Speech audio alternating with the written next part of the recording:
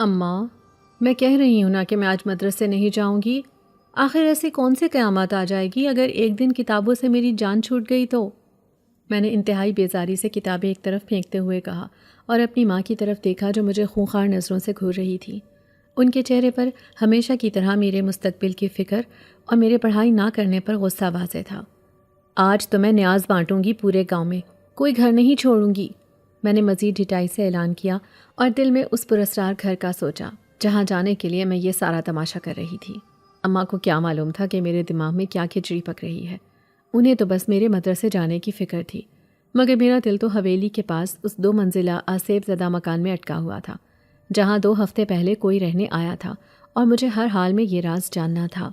اماں غصے سے آگے بڑھیں۔ قیامت تو نہیں آئے گی زینب، لیکن تمہاری قسمت پر جو جہالت کے تالے پڑیں گے انہیں کون کھولے گا؟ کیوں دشمن بنی ہوئی ہو اپنی ہی زندگی کی؟ کچھ پڑھ لکھ جاؤ گی تو 4 پیسے کما لو گی، اپنی زندگی اپنے اصولوں پر گزارو گی، ورنہ ہماری طرح دوسروں کے رحم و کرم پر پڑی رہو گی۔ میں نے ان کی بات سنی انسنی کرتے ہوئے ایک ادا سے کہا، اماں، مجھے نہیں بننا کوئی افسر، میں چودھری شکور علی کی بیٹی ہوں، مجھے کس بات کی کمی ہے بھلا؟ اور ویسے بھی آج کا دن بہت خاص ہے، آج میں اپنے بھائی کے لیے نیاز بانٹوں گی۔ یہ سن کر اماں کے چہرے پر ایک لمحے کے لیے اداسی کی لہر دوڑ گئی۔ وہ جانتی تھی کہ اس موضوع پر بحث کرنا فضول ہے۔ یہ میرے بابا گاؤں کے چودھری کی دکھتی رکھ تھی۔ میرے بعد ہمارے گھر کوئی اولاد نہیں ہوئی تھی اور ان کی شدید خواہش تھی کہ ان کا کوئی بیٹا ہو، کوئی ان کا وارث بنے جو ان کی گدی سنبھالے اور ان کی پگڑی کا مان رکھے، مگر یہ خواہش بس ایک حسرت بن کر رہ گئی تھی۔ میں ایک نٹکھٹ اور شرارتی لڑکی تھی اور سچ کہوں تو پورے گھر کی جان بھی میں ہی تھی۔ میرے بابا، جن کا نام سن کر پورے علاقے میں سناٹا چھا جاتا تھا، میرے سامنے ایک عام سے شفیق باپ بن جاتے تھے۔ میری ہر ضد پوری کرنا وہ اپنا فرض سمجھتے تھے۔ شاید اکلوتی اولاد ہونے کا یہی سب سے بڑا فائدہ تھا، لیکن بیٹی کی خواہش نے انہیں اندر سے کھوکھلا کر دیا تھا۔ وہ اب پہلے کی طرح ہنستے بولتے نہیں تھے، ہر وقت ایک گہری سوچ میں گم رہتے تھے۔ میری ماں نے ان کی اس حالت کو دیکھتے ہوئے ایک ایسی قربانی دی تھی جو شاید ہی کوئی عورت دے سکے۔ انہوں نے اپنی سوتن خود اپنے ہاتھوں سے بیاہ کر اس حویلی میں لائی تھی۔ انہیں امید تھی کہ شاید چودھری صاحب کی دوسری بیوی ان کے آنگن کو وارث دے سکے، مگر شادی کو پورا 1 سال بیت گیا تھا اور چھوٹی ماں کی گود بھی سونی تھی۔ اس بات نے بابا کو مزید توڑ دیا تھا۔ اب ان کا واحد سہارا منتیں، مرادیں، نیازیں اور دیگیں ہی رہ گئی تھیں۔ وہ ہر در پر ماتھا ٹیکتے، ہر فقیر کو کھانا کھلاتے، بس ایک ہی دعا مانگتے کہ انہیں بیٹے کی نعمت سے نوازا جائے۔ آج کا یہ حلوہ بھی بابا کی منت کا ہی نتیجہ تھا، اور میں نے اس موقع کو اپنے مقصد کے لیے استعمال کرنے کا بہترین منصوبہ بنایا تھا۔ میں جانتی تھی کہ بھائی کے نام پر میں جو بھی کہوں گی کوئی انکار نہیں کر سکے گا، خاص طور پر میرے بابا تو بالکل نہیں۔ وہ تو خوش ہوں گے کہ ان کی بیٹی بھی ان کے دکھ میں برابر کی شریک ہے۔ میں اماں کی ڈانٹ سے بچنے کے لیے سیدھا صحن میں دادی اماں کی چارپائی کی طرف بھاگی۔ وہ وہیں بیٹھی تھی اور ملازموں کو حلوہ تھالوں میں سے نکالنے کی ہدایت کر رہی تھی۔ دیگ سے اٹھتی سونف اور الائچی کی میٹھی مہک نے پوری حویلی کو اپنی لپیٹ میں لے رکھا تھا۔ مجھے دیکھتے ہی دادی کے چہرے پر جھریاں مزید گہری ہو گئیں اور وہ مسکرا دیں۔ آ گئی میری لاڈو رانی۔ کیوں بھائی، آج پھر تیری ماں نے کلاس لگائی ہے کیا؟ میں نے فوراً ان کی گود میں سر رکھ دیا اور مصنوعی اداسی سے بولی، دادی اماں، آپ ہی اماں کو سمجھائیں نا، آج اتنا اہم دن ہے، بھائی کے لیے دعا مانگنی ہے، نیاز بانٹنی ہے، اور انہیں میرے مدرسے جانے کی فکر کھائے جا رہی ہے۔ دادی نے میرے بالوں میں ہاتھ پھیرتے ہوئے اونچی آواز میں کہا تاکہ اماں تک بھی آواز پہنچ جائے، ارے کوئی سمجھائے اس کمعقل کو، تقدیریں کتابوں سے نہیں دعاؤں سے بدلتی ہیں۔ میری بچی ٹھیک کہہ رہی ہے، آج کا دن بہت اہم ہے، تو جا میری بچی، فکر نہ کر، میں ہوں نا، جا اور پورے گاؤں میں نیاز بانٹ، سب سے کہنا تیرے بھائی کے لیے، چودھری کے وارث کے لیے دل سے دعا کریں۔ میں خوشی سے اچھل پڑی۔ میں جانتی تھی کہ دادی اماں میری سب سے بڑی حمایتی ہیں، ان کا حکم حویلی میں قانون کا درجہ رکھتا تھا۔ میں فوراً اپنے کمرے کی طرف بھاگی تاکہ تیار ہو سکوں۔ میرا دل کسی تیز رفتار ٹرین کی طرح دھڑک رہا تھا۔ تجسس اور ایک نامعلوم خوف مجھے اپنی گرفت میں لے رہا تھا۔ میں اس آسیب زدہ مکان کے بارے میں سوچ رہی تھی جس کے بارے میں گاؤں میں مشہور تھا کہ وہاں جنات کا بسیرا ہے، اور اب نہ جانے کون سے نڈر لوگ وہاں آ کر بس گئے تھے۔ مجھے آج ان کا راز معلوم کرنا تھا، چاہے اس کے لیے مجھے کوئی بھی قیمت کیوں نہ چکانی پڑے۔ جب میں تیار ہو کر باہر نکلی تو بابا بھی وہیں موجود تھے۔ وہ ملازموں کو ہدایات دے رہے تھے۔ مجھے دیکھ کر ان کے چہرے پر ایک نرمی سی آئی۔ میری بہادر بیٹی، جاؤ، اللہ تمہارا حامی و ناصر ہو۔ سب سے کہنا کہ میرے شکور کے بیٹے کے لیے دعا کریں۔ ان کی آواز میں ایک ایسی التجا تھی جس نے ایک لمحے کے لیے میرے دل کو بھی اداس کر دیا۔ میں نے ان کا ہاتھ تھاما اور بولی، ابا آپ فکر نہ کریں، دیکھنا اللہ ہماری ضرور سنے گا اور جلدی آپ کو آپ کا وارث مل جائے گا۔ میرے الفاظ نے ان کے بجھے ہوئے چہرے پر امید کی ایک کرن روشن کر دی۔ انہوں نے میرے سر پر ہاتھ پھیرا اور مجھے جانے کی اجازت دے دی۔ اماں اب بھی خاموش تھیں، لیکن ان کی آنکھوں میں میرے لیے فکر کی لہریں صاف دکھائی دے رہی تھیں۔ میں نے حلوے کی پلیٹوں سے بھرا ایک بڑا سا تھال اٹھایا اور حویلی کے بڑے دروازے سے باہر قدم رکھ دیا۔ میرے قدموں میں ایک عجیب سی پھرتی تھی۔ میرا منصوبہ بالکل واضح تھا۔ میں پہلے گاؤں کے دوسرے گھروں میں نیاز بانٹوں گی اور سب سے آخر میں جب شام ڈھلنے لگے گی اور اندھیرا پھیلنا شروع ہو جائے گا تب میں اس پراسرار اور آسیب زدہ مکان کا رخ کروں گی تاکہ کسی کو مجھ پر شک نہ ہو اور میں آرام سے اپنا کام کر سکوں۔ میں اس بات سے بالکل بے خبر تھی کہ میرا یہ تجسس مجھے زندگی کے ایک ایسے دوراہے پر لا کھڑا کرے گا جہاں خوف، وحشت اور اسرار کے سوا کچھ نہ ہوگا۔ میں تو بس ایک کھیل کھیل رہی تھی، مگر مجھے کیا معلوم تھا کہ یہ کھیل جلد ہی ایک بھیانک حقیقت کا روپ دھارنے والا ہے۔ میں نے حلوے کا تھال مضبوطی سے تھاما اور حویلی کے بڑے آہنی دروازے سے باہر قدم رکھا۔ میرے قدموں میں ایک عجیب سی تیزی اور دل میں ایک انجانا سا جوش تھا جو خوف پر حاوی آ رہا تھا۔ شام کے سائے گہرے ہو رہے تھے اور آسمان پر نارنجی اور عنابی رنگوں نے ایک پراسرار سا منظر بنا رکھا تھا۔ گاؤں کی زندگی اپنی مخصوص رفتار سے رواں دواں تھی۔ لوگ کھیتوں سے واپس آ رہے تھے، مسجد سے مغرب کی اذان کی آواز بلند ہونے کو تھی اور بچے گلیوں میں اپنا آخری کھیل کھیل رہے تھے۔ میں نے دوپٹے سے اپنا سر اچھی طرح ڈھانپا اور اپنے منصوبے کے مطابق پہلے ان گھروں کا رخ کیا جو میرے ہدف یعنی اس آسیب زدہ مکان سے سب سے زیادہ دور تھے۔ ہر کوئی مجھے چودھری شکور کی بیٹی کو یوں اکیلے ہاتھ میں نیاز کا تھال لیے پھرتا دیکھ کر حیران ہو رہا تھا۔ کچھ عورتیں دروازے پر آ کر اماں اور ابا کی خیریت پوچھتیں اور کچھ بزرگ عورتیں میرے سر پر ہاتھ پھیر کر میرے بھائی کے لیے ڈھیروں دعائیں دیتیں۔ ان کی دعائیں سن کر ایک لمحے کے لیے میرے دل میں اپنے جھوٹ پر شرمندگی کی ایک لہر اٹھتی، مگر پھر اس پراسرار مکان کو دیکھنے کا جنون اس شرمندگی پر غالب آ جاتا۔ میں سب سے مسکرا کر ملتی، مگر میرا ذہن، میرا دل، سب کچھ اسی ایک گلی میں اٹکا ہوا تھا جہاں وہ 2 منزلہ مکان کسی دیو کی طرح کھڑا جانے کب سے میرا انتظار کر رہا تھا۔ وہ مکان ہماری حویلی سے زیادہ دور نہیں تھا، مگر گاؤں والوں نے اس گلی کو اپنی دنیا سے جیسے خارج ہی کر دیا تھا۔ وہ مکان ایک عرصے سے ویران پڑا تھا اور اس کے بارے میں گاؤں میں سینکڑوں کہانیاں مشہور تھیں۔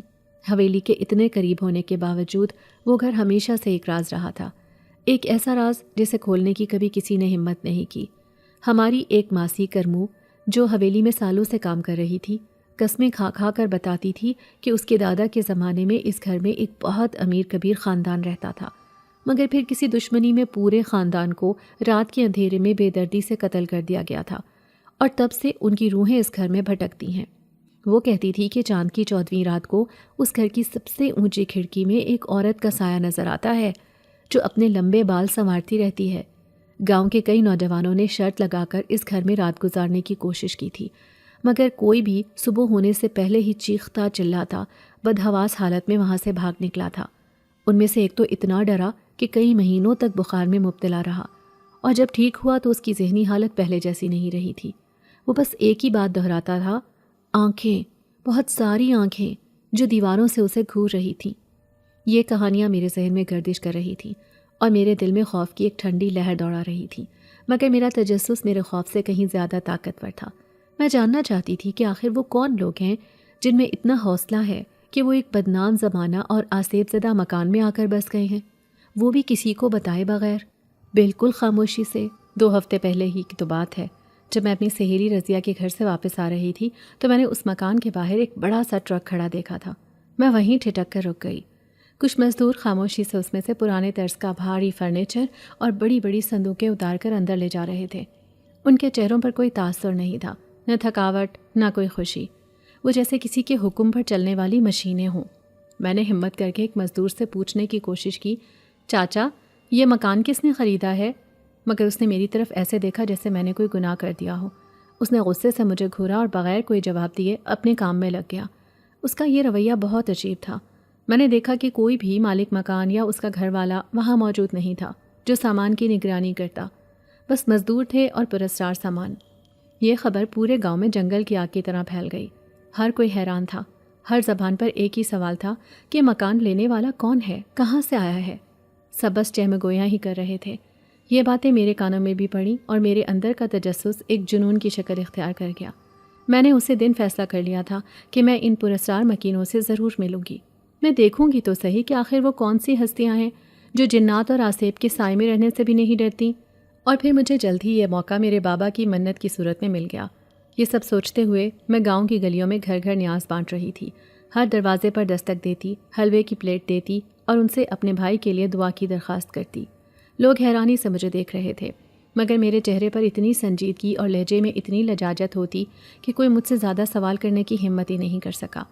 مجھے یاد آیا جب 2 دن پہلے ابا نے صحن میں چارپائی پر بیٹھ کر اماں کو بتایا تھا کہ وہ جمعرات کو دیگ چڑھوائیں گے اور بیٹے کے لیے نیاز بانٹیں گے۔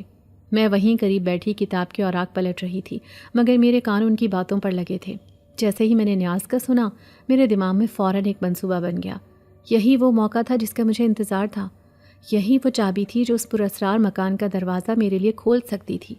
میں نے اسی وقت فیصلہ کر لیا تھا کہ یہ نیاز میں خود بانٹوں گی۔ میں نے فوراً کتاب بند کی اور ابا سے کہا، ابا یہ نیاز میں خود اپنے ہاتھوں سے پورے گاؤں میں بانٹوں گی۔ میری بات سن کر اماں اور ابا دونوں نے شدید حیرت سے میری طرف دیکھا۔ اماں تو فوراً اپنی جگہ سے اٹھ کھڑی ہوئیں، ان کے ماتھے پر بل پڑ گئے۔ زینب، ہوش میں تو ہو تم؟ دماغ تو ٹھکانے پر ہے تمہارا؟ جوان جہان لڑکی ہو، اکیلے پورے گاؤں میں پھرو گی؟ لوگ کیا کہیں گے؟ ہماری عزت کا کچھ خیال ہے تمہیں؟ لوگ کہیں گے چودھری شکور کی بیٹی گلیوں میں پھرتی ہے۔ میں نے تو تمہارے مدرسے جانے پر بھی پابندی لگانے کا سوچا ہے، اور تم پورے گاؤں میں پھرنے کی بات کر رہی ہو؟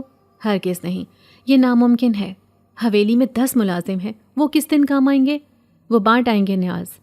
ابا نے بھی اماں کی ہاں میں ہاں ملائی۔ ہاں بیٹی، تمہاری اماں بالکل ٹھیک کہہ رہی ہیں، یہ کام تمہارا نہیں ہے، یہ تو مردوں کے کام ہے۔ تم بس گھر میں بیٹھ کر دعا کرو۔ ان دونوں کا انکار متوقع تھا، مگر میں نے بھی ہار ماننا نہیں سیکھا تھا۔ میں جانتی تھی کہ ان کو کیسے منانا ہے، ان کی سب سے کمزور رگ کون سی ہے۔ میں نے اپنی آنکھوں میں آنسو لانے کی بھرپور کوشش کرتے ہوئے اپنی آواز کو جتنا ہو سکا بھاری اور دردناک بنا لیا۔ میں نے ابا کی طرف دیکھتے ہوئے کہا، ابا آپ نہیں جانتے میں نے بھی اپنے بھائی کے لیے ایک منت مانگی ہے۔ میں راتوں کو اٹھ کر اس کے لیے دعائیں کرتی ہوں۔ میں نے اللہ سے وعدہ کیا ہے کہ جب آپ نیاز بنوائیں گے تو میں اپنے ان ہاتھوں سے ہر گھر میں جا کر دوں گی، اور ہر ماں ہر بہن سے اپنے بھائی کے لیے دعا کرواؤں گی۔ اب آپ ہی بتائیں، کیا میں اپنی منت پوری نہ کروں؟ کیا میں اپنے بھائی کے لیے اتنی سی تکلیف بھی نہیں اٹھا سکتی؟ آپ مجھے روک کر میری منت توڑنا چاہتے ہیں؟ یہ میرا آخری اور سب سے کارگر وار تھا۔ بھائی کا نام سنتے ہی ابا کی آنکھوں میں ایک عجیب سی چمک اور حسرت ابھری۔ ان کا سارا غصہ، ساری مخالفت ہوا ہو گئی، ان کا چہرہ نرم پڑ گیا۔ اماں بھی میری بات سن کر خاموش ہو گئیں۔ ان کے پاس کہنے کو اب کچھ نہیں بچا تھا۔ وہ جانتی تھیں کہ بیٹے کے نام پر چودھری صاحب کسی کی نہیں سنتے۔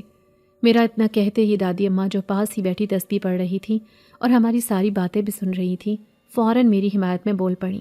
ان کی آواز میں ایک بزرگانہ روب تھا، ارے کیوں روکتے ہو میری بچی کو؟ کتنا نیک کام کرنے جا رہی ہے، اللہ کا نام لے کر جائے گی۔ جس کی نیت میں کھوٹ نہ ہو اس کا اللہ خود محافظ ہوتا ہے۔ تم لوگ فضول میں وہم کرتے ہو، زمانے سے ڈرتے ہو۔ ارے جس کی بیٹی اتنی نیک نیت ہو اسے زمانے سے کیا ڈر؟ جانے دو اسے اس کی منت پوری کرنے دو۔ شاید میری پوتی کی سچی نیت اور اس کی دعائیں ہی عرش الہی تک پہنچ جائیں اور اس گھر کا آنگن آباد ہو جائے۔ دادی کی بات حرف آخر تھی، ان کے سامنے بولنے کی ہمت نہ ابا میں تھی اور نہ اماں میں۔ یوں مجھے بڑی آسانی سے اجازت مل گئی اور آج میں اپنا منصوبہ پورا کرنے نکلی تھی۔ یہ سب سوچتے سوچتے میں نے تقریباً پورے گاؤں میں منت بانٹ دی تھی۔ اب میرے تھال میں صرف ایک آخری پلیٹ بچی تھی اور سورج بھی مغرب کی دہلیز پر آخری سانسیں لے رہا تھا۔ دن کی روشنی تقریباً ختم ہو چکی تھی اور شام کے سائے ہر چیز کو اپنی پراسرار لپیٹ میں لے رہے تھے۔ اب وقت تھا میرے اصل امتحان کا، میرے اصل مقصد کا۔ میں نے ایک گہری سانس لی اور اپنے قدم اس گلی کی طرف بڑھا دیے جہاں وہ 2 منزلہ آسیب زدہ مکان واقع تھا۔ جوں میں اس مکان کے قریب پہنچ رہی تھی، میرے دل کی دھڑکن تیز ہوتی جا رہی تھی۔ ایک انجانا سا خوف میرے پورے وجود پر طاری ہو رہا تھا۔ گلی میں مکمل سناٹا تھا، ایسا لگتا تھا جیسے یہاں وقت تھم گیا ہو۔ میں بہادر بنی رہی اور خود کو تسلی دیتی رہی کہ ڈرنے کی کوئی بات نہیں ہے، مگر میرے کانوں میں ماسی کرموں کی باتیں گونج رہی تھیں۔ وہ لمبا سایہ، وہ رونے کی آوازیں، وہ سرخ آنکھیں۔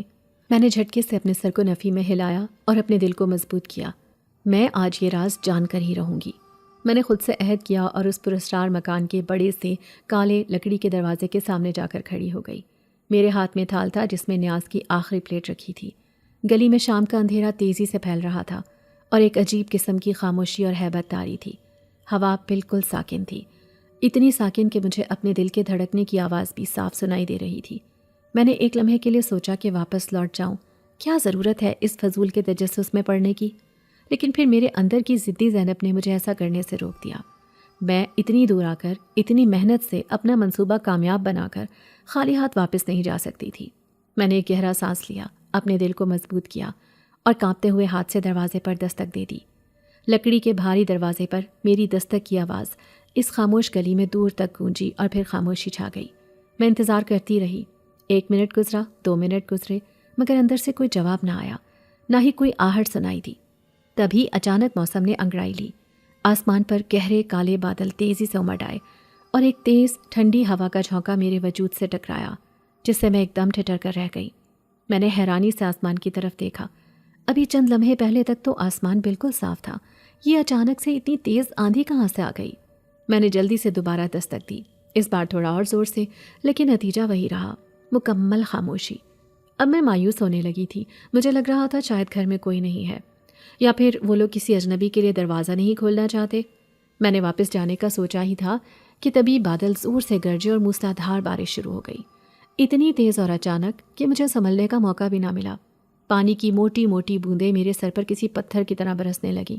میں نے جلدی سے تھال کو اپنے سر پر رکھنے کی کوشش کی تاکہ خود کو اور حلوے کی پلیٹ کو بچا سکوں، مگر بارش اس قدر تیز تھی کہ چند ہی لمحوں میں میں پوری طرح بھیگ گئی۔ میرے خوبصورت کپڑے میرے جسم سے چپک گئے اور حلوے کی پلیٹ میں بھی پانی بھرنے لگا۔ اب میرے پاس دروازہ کھلوانے کے علاوہ کوئی چارہ نہیں تھا۔ میں نے دونوں ہاتھوں سے دروازے کو پیٹنا شروع کر دیا۔ میں مسلسل دستک دے رہی تھی، زور زور سے۔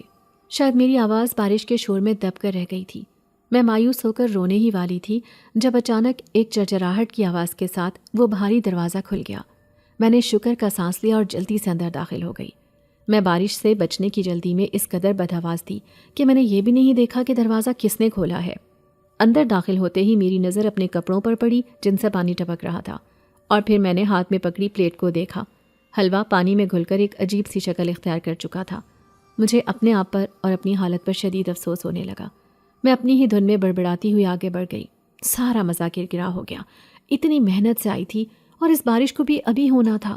میں بڑبڑاتی ہوئی ادھر ادھر دیکھنے لگی۔ پورا گھر اندھیرے میں ڈوبا ہوا تھا، باہر کی روشنی بھی اب ختم ہو چکی تھی اور اندر کا اندھیرا کسی اندھے کنویں کی طرح خوفناک لگ رہا تھا۔ تبھی میرے کانوں میں سوئچ بورڈ سے ایک کلک کی آواز آئی اور چھت پر لگا ایک پرانے طرز کا فانوس روشن ہو گیا۔ اس کی زرد روشنی نے پورے کمرے کو روشن کر دیا۔ مجھے تھوڑا سکون ہوا۔ میں نے اب غور سے اس جگہ کا جائزہ لینا شروع کیا۔ یہ ایک بہت بڑا ہال نما کمرہ تھا جس کی دیواروں پر پرانی تصویریں آویزاں تھیں اور فرنیچر بھی بہت قدیمی مگر قیمتی لگ رہا تھا۔ ہر چیز بہت سلیقے سے رکھی ہوئی تھی، مگر پورے ماحول پر ایک اداسی اور ویرانی سی چھائی ہوئی تھی۔ میں گھر دیکھنے میں اتنی مگن تھی کہ مجھے ارد گرد کا ہوش بھی نہیں رہا، لیکن جب میں نے ادھر ادھر دیکھنے پر کسی اور کو نہ پایا تو مجھے کچھ پریشانی ہوئی۔ میں پریشانی سے اب اس شخصیت کی طرف متوجہ ہوئی جس نے دروازہ کھولا تھا۔ وہ اب بھی دروازے کے پاس ہی کھڑا تھا۔ اندھیرے کی وجہ سے میں پہلے اسے ٹھیک سے دیکھ نہیں پائی تھی۔ وہ ایک لمبا تڑنگا نوجوان تھا۔ اس نے سیاہ رنگ کے کپڑے پہن رکھے تھے۔ اس کی آنکھیں بہت گہری اور پراسرار تھیں اور وہ مجھے بہت دلچسپی سے دیکھ رہا تھا۔ اس کے دیکھنے کے انداز سے میں کچھ گھبرا گئی۔ میں نے جلدی سے اپنے دوپٹے کو ٹھیک کیا اور اس سے پوچھا، کیا گھر میں کوئی عورت ہے؟ آپ انہیں بھیج دیں۔ اس آدمی نے میری بات سنی اور اس کے لبوں پر ایک عجیب سی مسکراہٹ نمودار ہوئی۔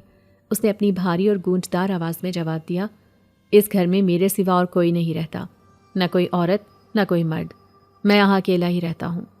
اس کا جواب سن کر میرے پیروں تلے سے زمین نکل گئی۔ میں جو بہت شوق سے گھر دیکھنے میں مگن تھی، حیرانی اور خوف کے ملے جلے تاثرات سے اس آدمی کی طرف دیکھنے لگی۔ میرا دل زور زور سے دھڑکنے لگا تھا۔ گاؤں کی ساری کہانیاں، وہ آصف کا سایہ، وہ چیخنے کی آوازیں، سب ایک ایک کر کے میرے ذہن میں گھومنے لگی۔ میں نے سوچا میں کتنی بڑی بے وقوفی کر بیٹھی ہوں، ایک اجنبی مرد کے ساتھ اس کے گھر میں اکیلی کھڑی ہوں، وہ بھی ایک ایسا گھر جس کے بارے میں پورا گاؤں جانتا ہے کہ وہ آصف زدہ ہے۔ مجھے اپنی جان خطرے میں محسوس ہونے لگی۔ میں نے فوراً واپسی کا ارادہ کیا۔ میں جلدی سے بولی، اچھا مجھے دیر ہو رہی ہے، میں چلتی ہوں۔ میں نے جیسے ہی مڑنے کی کوشش کی، اس نے میری بات کاٹتے ہوئے کہا، مگر تم آئی کس لیے تھی؟ اس کے لہجے میں اب بھی وہی دلچسپی برقرار تھی۔ مجھے یاد آیا کہ میں تو نیاز دینے آئی تھی۔ میں نے جلدی سے ہاتھ میں پکڑی ہوئی پلیٹ اس آدمی کی طرف بڑھائی۔ یہ نیاز کا حلوہ ہے، میں یہ دینے آئی تھی۔ وہ یہ دیکھ کر ایک دم ساکت رہ گیا۔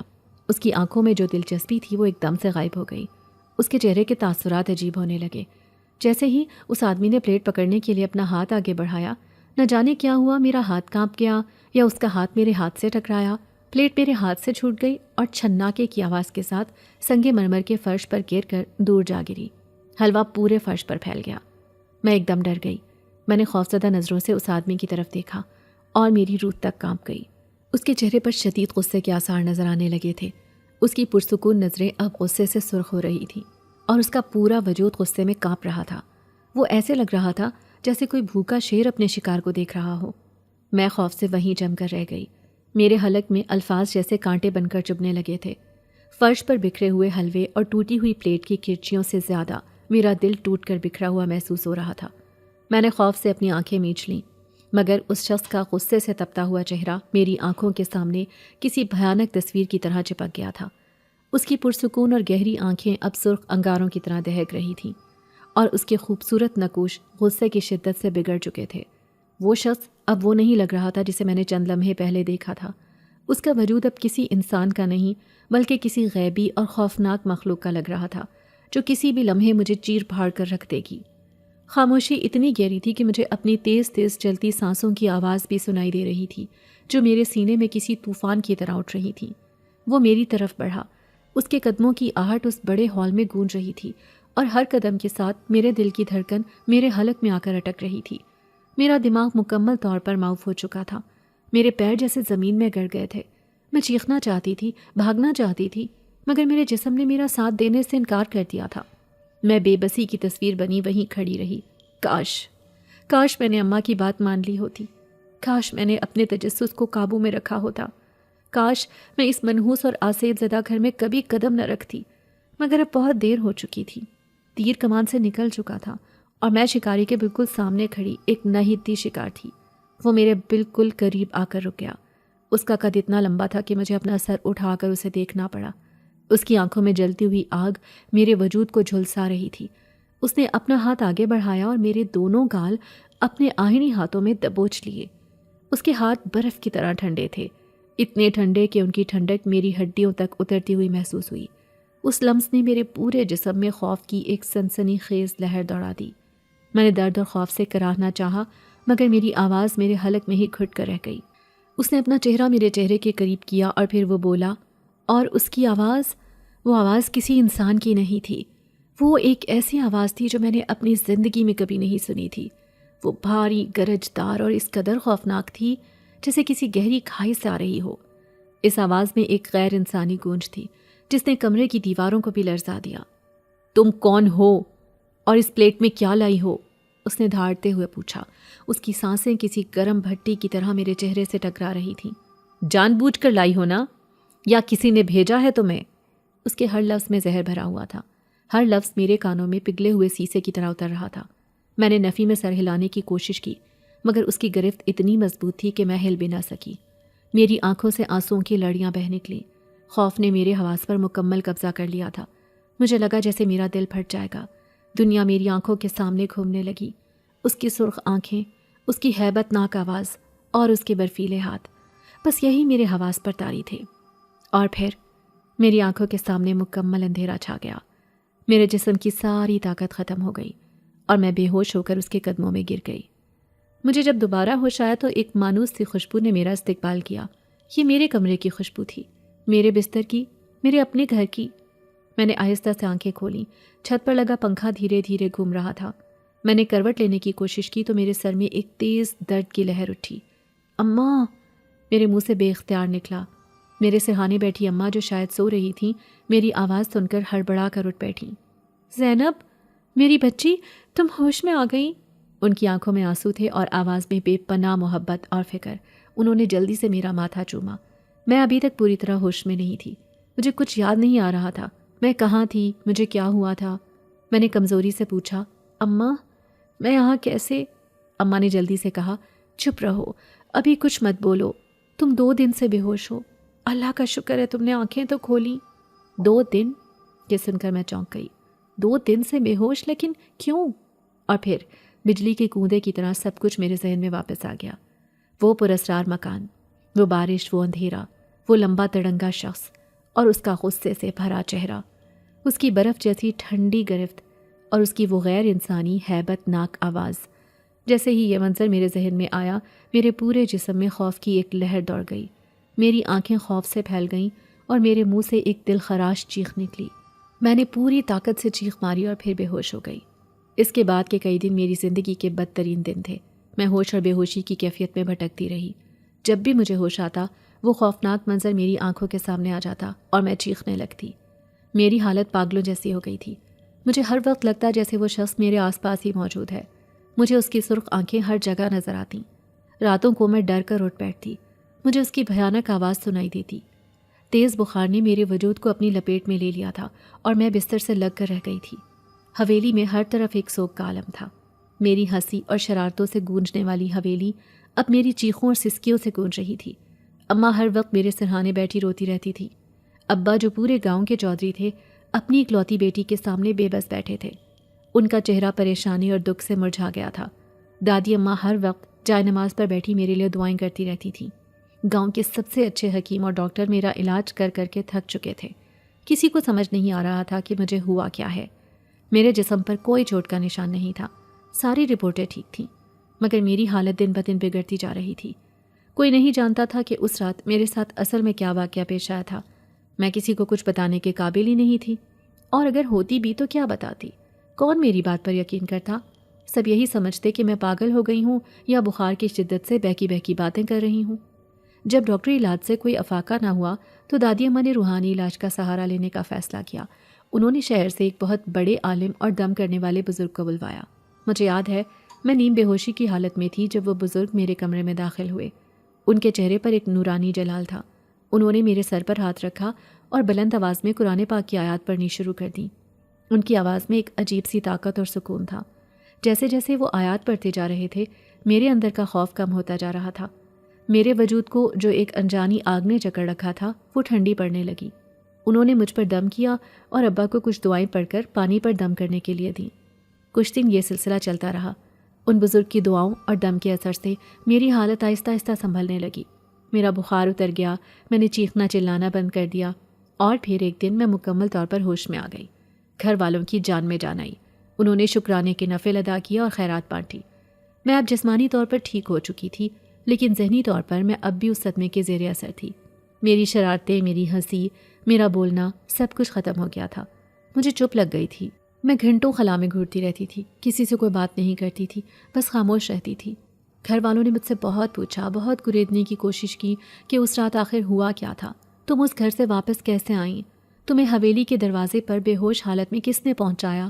مگر میں نے اپنے ہونٹ سی لیے تھے۔ میں چپ رہی۔ میں کس کو بتاتی کہ مجھے خود نہیں معلوم کہ میں وہاں سے اپنی حویلی تک کیسے پہنچی۔ میرے ذہن کا وہ حصہ جہاں یہ یاد ہونی چاہیے تھی بالکل خالی تھا۔ میں بس اتنا جانتی تھی کہ میں ایک ایسے خوف سے گزر کر آئی ہوں جسے لفظوں میں بیان کرنا مشکل ہے، بلکہ ناممکن ہے، اور اس خوف نے میری روح تک کو زخمی کر دیا تھا۔ میں اب وہ پہلے والی زینب نہیں رہی تھی۔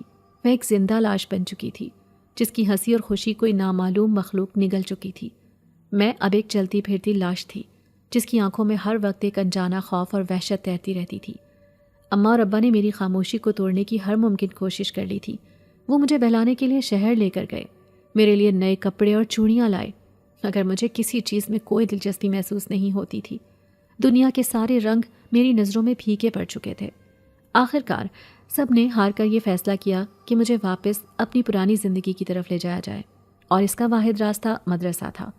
اماں جو پہلے میرے مدرسے نہ جانے پر لڑتی تھیں، اب میرے مدرسے جانے کے لیے میری منتیں کر رہی تھیں۔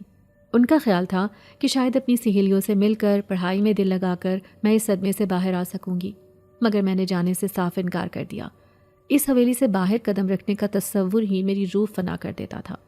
مگر ابا نے پہلی بار مجھ پر سختی کی۔ ان کی آنکھوں میں آنسو تھے اور لہجے میں ایک باپ کی بے بسی۔ انہوں نے کہا کہ وہ مجھے یوں گھٹ گھٹ کر مرتے ہوئے نہیں دیکھ سکتے، مجھے باہر نکلنا ہوگا، مجھے اس خوف کا سامنا کرنا ہوگا۔ ان کے آنسو دیکھ کر میں پگھل گئی اور نہ چاہتے ہوئے بھی مدرسے جانے کے لیے تیار ہو گئی۔ مدرسے کا راستہ جو کبھی مجھے دنیا کا سب سے خوبصورت راستہ لگتا تھا، اب مجھے کسی بھول بھلیا کی طرح خوفناک لگ رہا تھا۔ کھیتوں کی ہریالی میں مجھے وحشت نظر آتی، پرندوں کی چہچہاہٹ میرے کانوں میں شور کی طرح بجتی۔ میں ہر آہٹ پر چونک جاتی، ہر سائے کو شک کی نگاہ سے دیکھتی۔ مجھے ہر وقت لگتا جیسے کوئی میرا پیچھا کر رہا ہے، جیسے وہ سرخ آنکھیں مجھے کہیں سے دیکھ رہی ہیں۔ میں سر جھکائے خود میں سمٹتی ہوئی چلتی رہتی۔ مدرسے میں بھی میرا یہی حال تھا۔ میں سب سے الگ تھلگ ایک کونے میں بیٹھی رہتی۔ میری سہیلیاں مجھ سے بات کرنے کی کوشش کرتیں، مگر میرے پاس انہیں دینے کے لیے خالی نظروں اور خاموشی کے سوا کچھ نہ ہوتا۔ ایک دن جب میں مدرسے سے گھر واپس آ رہی تھی تو میرے ساتھ وہ ہوا جس کا ڈر مجھے ہر لمحے کھایا جا رہا تھا۔ میں گاؤں کی مرکزی گلی سے گزر رہی تھی۔ بازار میں کافی چہل پہل تھی۔ میں نظریں جھکائے تیزی سے قدم اٹھا رہی تھی کہ اچانک میری نظر سامنے سے آتے ہوئے ایک وجود پر پڑی۔ ایک لمحے کے لیے تو میرا دل جیسے دھڑکنا ہی بھول گیا۔ یہ وہی تھا، وہی لمبا قد، وہی سیاہ لباس، وہی گہری پراسرار آنکھیں۔ وہ بالکل میری طرف ہی آ رہا تھا۔ دن کی روشنی میں وہ کسی بھیانک خواب کی طرح لگ رہا تھا۔ وہ حیرت انگیز طور پر خوبصورت تھا، مگر میرے لیے اس کا وجود کسی موت کے فرشتے سے کم نہیں تھا۔ میں نے فوراً اپنی نظریں پھیر لیں اور دوسری طرف دیکھنے لگی۔ میں نے اپنی رفتار تیز کر دی۔ میں چاہتی تھی کہ کسی طرح ہوا میں اڑ کر اپنی حویلی پہنچ جاؤں، مگر میرے قدم جیسے من بھر کے ہو گئے تھے۔ میرا خون رگوں میں جم گیا تھا۔ مجھے لگا وہ میرے پاس سے گزر جائے گا، مگر ایسا نہیں ہوا۔ وہ میرے راستے میں آ کر کھڑا ہو گیا۔ میں نے ہمت کر کے نظر اٹھائی تو وہ مجھے ہی دیکھ رہا تھا۔ اس کی آنکھوں میں اس دن والا غصہ نہیں تھا، بلکہ ایک عجیب سی کیفیت تھی جسے میں سمجھ نہیں سکی۔ میں خوف سے سفید پڑ گئی، میری زبان تالو سے چپک گئی، میرے ہاتھ پاؤں کانپنے لگے۔ میرے آس پاس کے لوگ اپنے کاموں میں مگن تھے، کسی کو اندازہ نہیں تھا کہ میرے اوپر کیا قیامت گزر رہی ہے۔ اس نے کچھ کہنے کے لیے منہ کھولا، مگر اس کے کچھ کہنے سے پہلے ہی میرے اندر دبا ہوا سارا خوف ایک چیخ کی شکل میں باہر نکل آیا۔ میں نے اپنی پوری طاقت سے چیخ ماری، ایک ایسی چیخ جس نے پورے بازار کو اپنی طرف متوجہ کر لیا۔ لوگ حیرانی سے میری طرف دیکھنے لگے۔ میری آنکھوں کے سامنے ایک بار پھر اندھیرا چھانے لگا۔ مجھے بس اتنا یاد ہے کہ گرنے سے پہلے میں نے اس کی آنکھوں میں حیرانی اور افسوس کے تاثرات دیکھے تھے۔ میں پھر بے ہوش ہو گئی۔ جب میری آنکھ کھولی تو میں ایک بار پھر اپنے کمرے میں تھی۔ میرے ارد گرد میرے گھر والوں کا ہجوم تھا۔ سب کے چہروں پر شدید پریشانی اور خوف کے سائے تھے۔ اماں رو رہی تھیں، دادی میرے سر پر ہاتھ پھیرے دعائیں پڑھ رہی تھیں۔ ہوش میں آتے ہی میں نے دوبارہ چیخنا شروع کر دیا، نہیں، اسے میرے پاس مت آنے دو، وہ مجھے مار ڈالے گا۔ میں دیوانہ وار چیخ رہی تھی۔ گھر والے مجھے سنبھالنے کی کوشش کر رہے تھے، مگر میں کسی کے قابو میں نہیں آ رہی تھی۔ میرا وہ حال دیکھ کر ابا کی ہمت بھی جواب دے گئی۔ انہوں نے فوراً اسی دم والے بزرگ کو دوبارہ بلوایا جنہوں نے میرا پہلے علاج کیا تھا۔ بزرگ نے آ کر مجھ پر دوبارہ دم کیا۔ ان کے دم سے مجھے حیرت انگیز طور پر وقتی طور پر تو سکون مل گیا تھا، مگر میرا خوف پہلے سے کہیں زیادہ بڑھ چکا تھا۔ پہلے وہ صرف ایک بند مکان کا خوف تھا، مگر اب وہ خوف آزاد تھا۔ وہ میرے گاؤں میں، میری گلیوں میں گھوم رہا تھا اور کسی بھی وقت مجھ تک پہنچ سکتا تھا۔ اگلا پورا دن میں نے اپنے کمرے میں ہی گزارا۔ گھر والوں نے مجھے اکیلا چھوڑنے سے انکار کر دیا تھا۔ ہر وقت کوئی نہ کوئی میرے پاس بیٹھا ہی رہتا تھا، مگر شام کے وقت اماں کسی کام سے کمرے سے باہر گئیں اور میں کمرے میں اکیلی رہ گئی۔ کمرے میں نیم اندھیرا تھا۔ میں بستر پر سہمی ہوئی بیٹھی تھی اور تبھی میں نے اسے دیکھا۔ وہ کمرے کے کونے میں اندھیرے میں کھڑا تھا۔ وہ دروازے سے نہیں آیا تھا، وہ کھڑکی سے نہیں آیا تھا، وہ بس وہاں تھا، جیسے ہوا سے نمودار ہو گیا ہو۔ اس کے اس طرح اچانک کمرے میں موجود ہونے کی حقیقت نے میرے رونگٹے کھڑے کر دیے۔ میں نے چیخنے کے لیے منہ کھولا ہی تھا کہ وہ بجلی کسی تیزی سے میرے پاس پہنچا اور اس سے پہلے کہ میرے حلق سے کوئی آواز نکلتی، اس نے اپنا ہاتھ میرے منہ پر رکھ دیا۔ اس کا ہاتھ اب بھی اتنا ہی ٹھنڈا تھا، مگر اس بار اس کی گرفت میں وہ وحشت نہیں تھی۔ اس کی آنکھوں میں غصہ نہیں بلکہ التجا تھی۔ اس نے اپنی دوسری انگلی اپنے ہونٹوں پر رکھ کر مجھے خاموش رہنے کا اشارہ کیا۔ میں خوف اور حیرت سے اسے دیکھتی رہی۔ میری آنکھوں سے آنسو بہہ رہے تھے اور میرا پورا وجود کسی پتے کی طرح کانپ رہا تھا۔ اس نے اپنی گہری، گونجدار مگر دھیمی آواز میں سرگوشی کی، چیخنا مت زینب، میں تمہیں کوئی نقصان پہنچانے نہیں آیا، خدا کے لیے چیخنا مت ورنہ سب یہاں آ جائیں گے، میں بس تم سے ایک بات کرنا چاہتا ہوں۔ اس کے لہجے میں ایسی بے بسی اور سچائی تھی کہ میرا چیخنے کا ارادہ متزلزل ہو گیا۔ میں بس روتی رہی اور اسے دیکھتی رہی۔ اسے شاید اندازہ ہو گیا تھا کہ میں اب چیخوں گی نہیں، مگر وہ میرے خوف کو بھی محسوس کر سکتا تھا۔ اس نے کچھ دیر انتظار کیا اور جب میری کپکپاہٹ کچھ کم ہوئی تو وہ بولا، مجھے معلوم ہے کہ تم مجھ سے بہت خوف زدہ ہو اور تمہارا خوف بجا ہے۔ اس دن جو کچھ ہوا وہ نہیں ہونا چاہیے تھا، مگر یقین کرو میرا ارادہ تمہیں ڈرانے کا نہیں تھا۔ اس نے ایک لمحے کے لیے توقف کیا، جیسے صحیح الفاظ تلاش کر رہا ہو۔ اس نے کہا، پہلے تم مجھ سے ڈرنا بند کرو، میں تبھی تم سے بات کر سکتا ہوں۔ جب تک تمہارے دل میں میرا خوف رہے گا تم میری کوئی بات نہیں سمجھ سکو گی۔ دیکھو، میں تمہیں یقین دلاتا ہوں کہ تمہیں مجھ سے کوئی نقصان نہیں پہنچے گا. میں بس اس رات کی وضاحت کرنا چاہتا ہوں. میں تم سے معافی مانگنا چاہتا ہوں. معافی؟ اس کے منہ سے یہ لفظ سن کر مجھے شدید حیرت ہوئی. وہ شخص جس کی ہیبت سے میری روح کانپ گئی تھی مجھ سے معافی مانگ رہا تھا. یہ سب میری سمجھ سے بالاتر تھا. میں نے سوالیہ نظروں سے اسے دیکھا. میری آنکھوں میں اب بھی خوف تھا، مگر اس میں اب حیرت اور تجسس بھی شامل ہو گیا تھا. وہ کون تھا؟ وہ کیا چاہتا تھا؟ اور سب سے بڑھ کر وہ میرے بند کمرے میں کیسے آ گیا؟ یہ سارے سوال میرے ذہن میں کسی طوفان کی طرح امڑ رہے تھے. اسے میری حالت کا اندازہ ہو گیا تھا.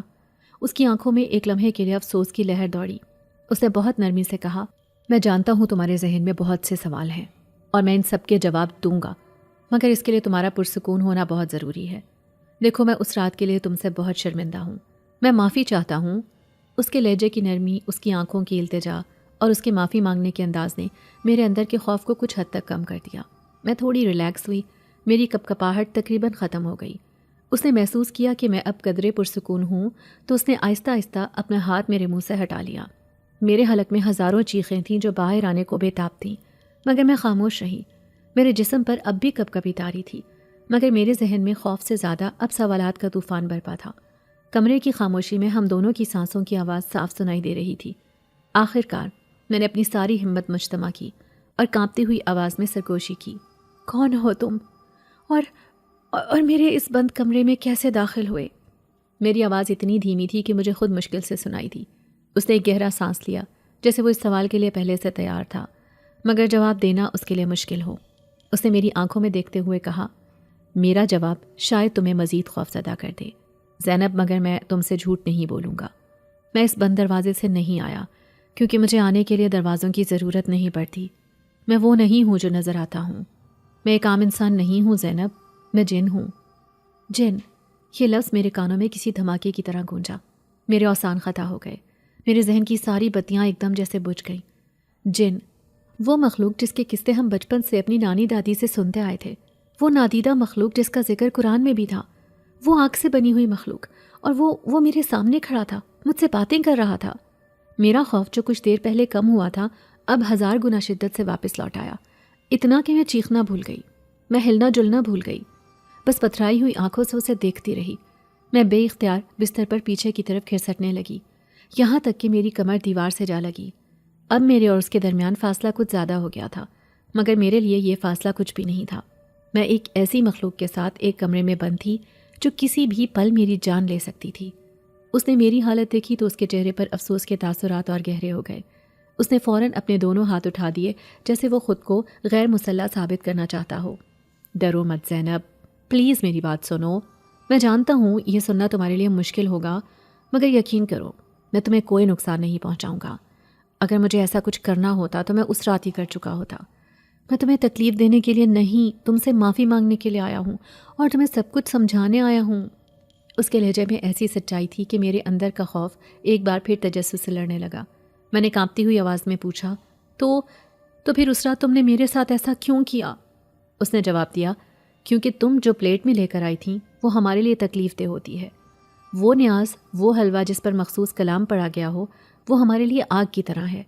جب تم نے وہ پلیٹ میری طرف بڑھائی اور وہ گر کر بکھر گئی تو اس کی تاثیر نے مجھے شدید تکلیف پہنچائی تھی. مجھے ایسا لگا تھا جیسے کسی نے میرے پورے وجود میں آگ لگا دی ہو. اس تکلیف کی شدت میں اپنے ہوش میں نہیں رہا، مجھے خود پر قابو نہیں رہا تھا. میں اس کے لیے تم سے ایک بار پھر معافی مانگتا ہوں. مجھے تم پر ہاتھ نہیں اٹھانا چاہیے تھا. اس کی وضاحت اتنی منطقی اور عجیب تھی کہ میرے پاس کہنے کو کچھ نہیں بچا. میں نے اپنی پوری زندگی میں ایسی کوئی بات نہیں سنی تھی. میں نے سوچا، کیا یہ سچ کہہ رہا ہے یا مجھے بہلانے کی کوئی چال ہے؟ اس نے شاید میرے چہرے پر آتے جاتے تاثرات دیکھ لیے تھے. وہ بولا، میرا نام آذر ہے اور میں ایک عرصے سے اس دنیا میں تنہا بھٹک رہا تھا. مجھے انسانوں کی دنیا ہمیشہ سے اپنی طرف کھینچتی تھی. میں دیکھنا چاہتا تھا کہ تم لوگ کیسے رہتے ہو، کیسے ہنستے ہو، کیسے روتے ہو. اسی لیے میں نے اس ویران مکان کو اپنا مسکن بنایا. مجھے نہیں معلوم تھا کہ میرا یہاں آنا کسی کے لیے اتنی بڑی اذیت کا باعث بن جائے گا. اس نے مجھ سے باتیں کرنی شروع کر دیں. وہ مجھے اپنی دنیا کے بارے میں بتانے لگا، ایسی دنیایں جن کا میں تصور بھی نہیں کر سکتی تھی. اس نے بتایا کہ وہ کیسے ہزاروں سال زندہ رہتے ہیں، کیسے وہ پلک جھپکتے میں دنیا کے ایک کونے سے دوسرے کونے تک کا سفر طے کر سکتے ہیں. اس کی باتیں کسی الف لیلوی داستان کی طرح دلچسپ اور حیرت انگیز تھیں. میں اتنی محو ہو کر اس کی باتیں سن رہی تھی کہ مجھے وقت گزرنے کا احساس ہی نہیں ہوا۔ میرا خوف واقعی کم ہو گیا تھا۔ اس کی جگہ اب ایک گہرا تجسس اور ایک نامعلوم سی اپنائیت نے لے لی تھی۔ وہ کوئی بھیانک بلا نہیں لگ رہا تھا، بلکہ ایک تنہا اور اداس وجود لگ رہا تھا جو کسی کا ساتھ چاہتا تھا۔ اس نے مجھ سے وعدہ کیا کہ وہ مجھے کوئی نقصان نہیں دے گا، بلکہ اب سے وہ میرا خیال رکھے گا اور میرا محافظ بن کر رہے گا۔ ہم باتوں میں اتنے گم تھے کہ ہمیں دروازے پر دستک کی آواز ہی سنائی نہ دی۔ اچانک کمرے کا دروازہ کھلا اور اماں اندر داخل ہوئیں۔ زینب بیٹی، کس سے باتیں کر رہی ہو؟ اماں کو کمرے میں دیکھ کر میری جان ہی نکل گئی۔ میں بری طرح ڈر گئی۔ میں نے جلدی سے آذر کی طرف دیکھا جو اب بھی وہیں کھڑا تھا۔